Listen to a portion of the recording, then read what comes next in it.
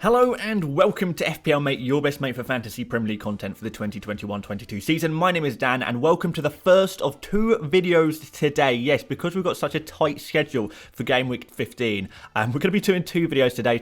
Right now we're doing the Buy, Sell, Keep, Avoid video, as you probably read by the title, and later on today I'm going to be working my socks off to try and get the 100 experts video out as well, because I know when I've missed it before, a lot of you guys have been like, where is the 100 experts video? So I'm going to try my best to make sure I get all of the videos in a shorter period of time, so do go make sure you check that out as well. But guys, if you do enjoy this video, please do leave a like, please do subscribe if you're new around here, of course. But without further ado, let's get straight into the content today. So quickly on the rules: buys are players you probably don't have but should consider bringing in. Sells are players you probably don't have but should consider removing. Keeps are players you probably have and that you should keep in your team. And avoids, finally, are players that they're pretty hyped up right now. A lot of people are bringing in these players, but I actually don't think you should bring in those players. So that is how the categories work. Let's start off with some buys. So our first buy is Bernardo Silva. Bernardo has come, he's had some phenomenal underlying stats in recent games. He's done so well in recent months. In fact, he's really ticking along quite nicely for FPL points too, with 5 goal returns in his past 7 games. He's also played a lot of football this season. In fact, he has played the 3rd most minutes for Man City of any player after just Cancelo and Ederson. So if you're looking for a nailed City attacker, this is as close as you're going to get, really. Now, for many minutes, that's kind of an indicator of impending rotation. With Pep, usually I would agree, and this would be a bit of a risky move around Christmas, but I think we're in a unique scenario. Firstly, we're seeing Pep rotate his City squad less than ever this season. He really does seem to have this preferred core group of players that he does trust almost every single game, as long as they're available, of course. Now, Bernardo is one of those players, and speaking of availability, my other reason why I think we're in a unique scenario is because of injuries. Now, Foden, he's probably not going to be ready to start in game week 15. Neither is De Bruyne. Gundogan, he's apparently carrying a knock now as well. So actually, there's kind of a lack of choice in midfield there. Obviously, we probably want to wait on some news from those other City players, those other City midfielders, particularly, De Bruyne or Gundogan, who potentially pose direct competition for Bernardo's place in midfield there. But aside from that, if those players are still not 100%, not quite ready to go, Bernardo is going to be a fantastic player, a really obvious pick for this game week and beyond. But the thing is, if Bernardo is the only available midfielder, or forward-thinking midfielder, I guess, then he's got to play against Watford. If these other players, like I say, Gundogan, De Bruyne, if they're out, Bernardo's got to play. He's absolutely got to play in this game against Watford. There's not really much choice, and you kind of imagine that he'd do quite well there as well. After that, you've got a nice rest for Bernardo. You think he probably gets a rest in the dead rubber Champions League game midweek, which sets him up nicely to play against Wolves in game week 16. And after that, we're kind of hoping for appearances versus Leeds and Newcastle too. So the possibility of him playing as a false 9 is obviously something that's very mouth-watering as well. Who knows exactly where he's going to play? Right now, he's the only really available attacking midfielder, I guess. So I just think he's just a really good pick right now, a sensible pick to complement the kind of midfield of Salah and Jota. Who you're going to go for next? Bernardo Silva is probably a good shout. My next buy is Emmanuel Dennis. It's probably time to hold my hands up on this one and say, guys, I was wrong about this one. I didn't think Dennis was going to maintain the overperformance on his stats. I didn't think he would run riot against Leicester, and I certainly didn't think he'd score against the best defence in the league whilst flagged for an injury. I was even preferring to go for a Josh King, really, after these bad fixtures, but it turns out Dennis is just a different gravy, really, isn't he? And when you watch him play without bias, you can see he's a very good footballer, and I think that was kind of my issue. I was looking at his stats from previous seasons. I was looking at how much he was overperforming. 3 goals and 3 assists in 4 games on an XG of about 1 per. Just 1 big chance, 5 key passes. It's pretty mad, really. But I was also thinking of Watford as a bad team, like maybe neglecting the fact that from an attacking perspective in particular, they're looking pretty decent under Ranieri. I was looking at the fixtures and thinking they look tough, but let's be real, guys. Out of all of these 2-pointers coming from our forwards, it's not like it can get worse, really, is it? So, even if you don't like the fixtures, with Dennis, at least you've got a forward in form. Even if the fixture's bad, what is everyone else going to get? Even if Dennis blanks against City this game week, for example, guaranteed, whoever you're replacing that player is just going to blank and get 2 points anyway. And at least with Dennis, you've got a really good, really cheap, really informed striker with a nice run of fixtures beyond that. And if it all goes wrong or you want to bench him, he's 5.4 million. That's just such a benchable price. So there you go, guys. I was wrong about this one. Hopefully, I can get the avoids right in this video. So, time for sells. We've got Raul Jiménez. I know Jiménez has kind of quietly ticked along with some points throughout most of this season, but he does seem to have gone a bit quiet recently, much like all of the forwards in the game, to be honest. But he seems to have gone, like, he seems to be scoring all of Wolves' goals. In fact, if we look at the past 4 games that Wolves have played, he has an 100% share of Wolves' goals, but on the other hand, Wolves have actually only scored once in these 4 games, so he scored the 1 goal out of the 1 Wolves goals, and that's despite playing teams like Palace, Norwich, Burnley, which by the way were the 3 teams that Jimenez didn't score against. So this Wolves attack is just looking super weak. They're possibly the weakest attack in the league right now, and when you look at their next 4 fixtures, you can't imagine it's going to improve at all. I mean, look at this, guys. You really can't get much worse than this, can you? Liverpool, City, Brighton, Chelsea, even an in-form striker would struggle against these, unless his name was Emmanuel Dennis, of course. And we kind of have a striker in Jimenez that also seems to be drifting out of form completely. Stats are getting worse and worse with each game. Over the last 2 game weeks against Norwich and Burnley, 2 fixtures we'd normally target with our forwards, Jimenez has an XG of 0.03. Yes, that's from the 2 games combined. He has an XG of 0.03.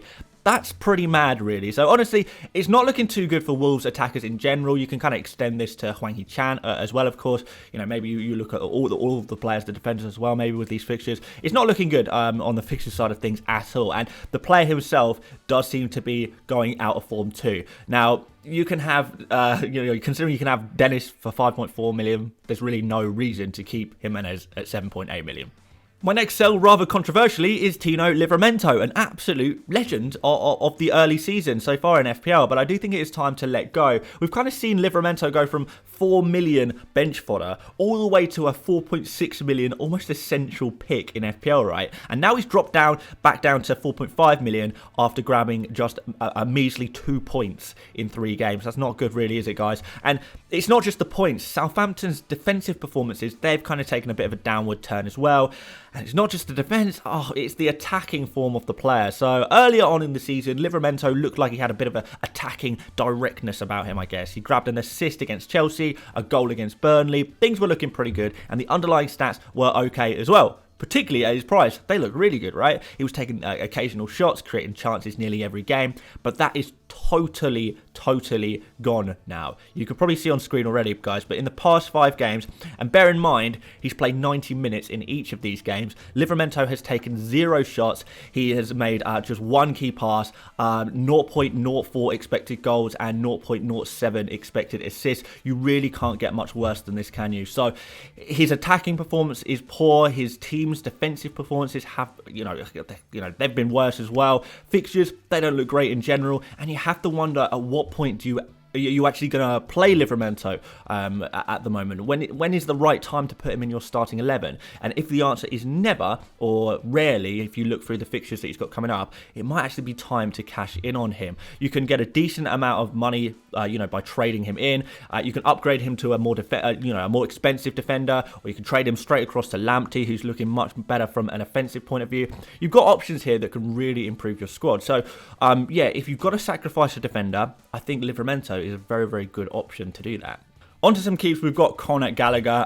What happened, guys? Why are so many people selling Gallagher? 2 blanks and suddenly all of the hype is gone. You couldn't have honestly expected a 6 million midfielder to score every single game. That's never going to happen. This is your cheap midfielder. You probably bench him occasionally, and hopefully when you do play him, he chips in with a few points. Except when Gallagher gets the points, he seems to haul. And that's kind of what you get when you're usually playing as the most advanced midfielder in an attacking team, when you're taking every set piece, when you have the confidence to make late runs into the box or shoot from range. There really is so much to like about Gallagher, and those of you who are thinking of selling, unless this is literally your only route to a super essential midfielder like Jota, for example, I would just advise to just kind of try and remember why you went for Gallagher in the first place. And please, just try and manage your expectations a little bit of a super cheap midfield enabler. You can't expect Salah-like results from a cheap midfielder like this, right? If you're worried about fixtures, don't be. Manchester United is really not that bad of a fixture at the moment.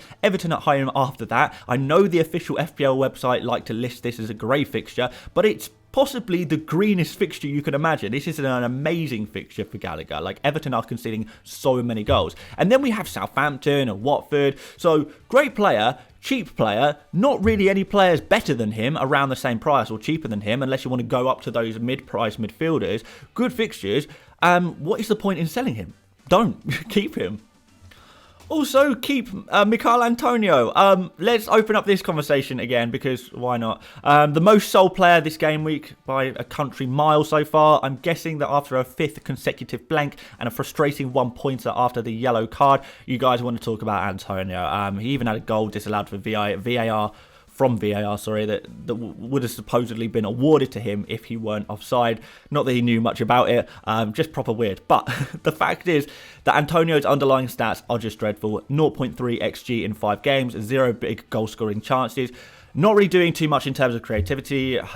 This just isn't really good enough, is it? So why am I saying he should be kept? Well, mostly because if you've come this far with Antonio, you probably should just see it through to the end. After the Chelsea game, West Ham finally get their fixture swing and have an amazing run of fixtures all the way through February as well. So is Antonio going to benefit from these really, really nice fixtures? Maybe. He certainly hasn't really had any easy fixtures since the start of the season. So is that what's needed to kick him back into action?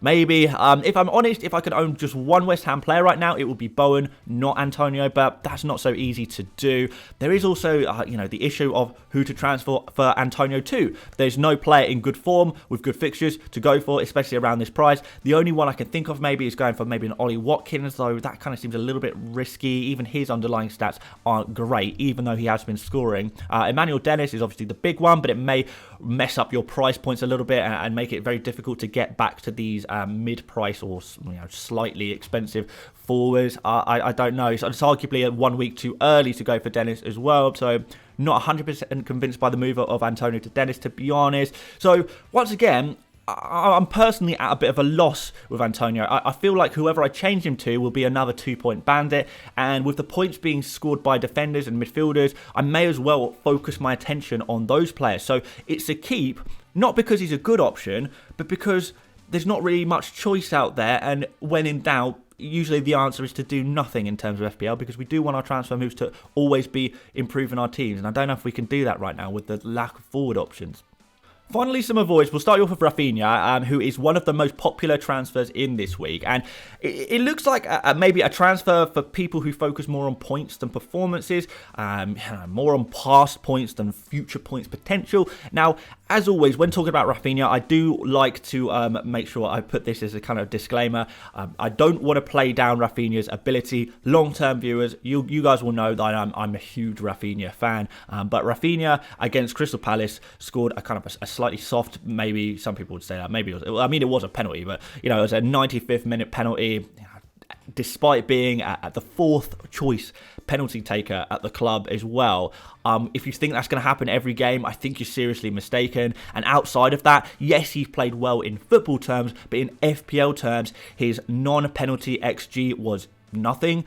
His expected assists was 0.09. So outside of the penalty, which, as I say, is a super rare occurrence for Raphinha to be taking, this is really, really quite obscure. Raphinha never really looked likely to get FPL points in the game. Now, obviously, luck is part of the game, and Raphinha owners, celebrate this like mad. You earned it for maybe even partially for your patience with Raphinha, but you earn it. But prospective owners, people who are thinking of bringing Raphinha in, please do not take that game as an indicator of future points, because I really don't think it is. Raphinha, he also struggles a little bit for bonus points, again, not because he's a bad player, but because he tries a lot of things. He tries a lot of dribbles, killer passes, and as such, he fails a lot of the time as well, just by, by the rule of numbers, and these things kind of negatively impact his bonus points, which is super frustrating because he can be having clearly a great game, but the bonus point system doesn't reward him for it. And then finally, guys, we have the fixtures. So after Brentford,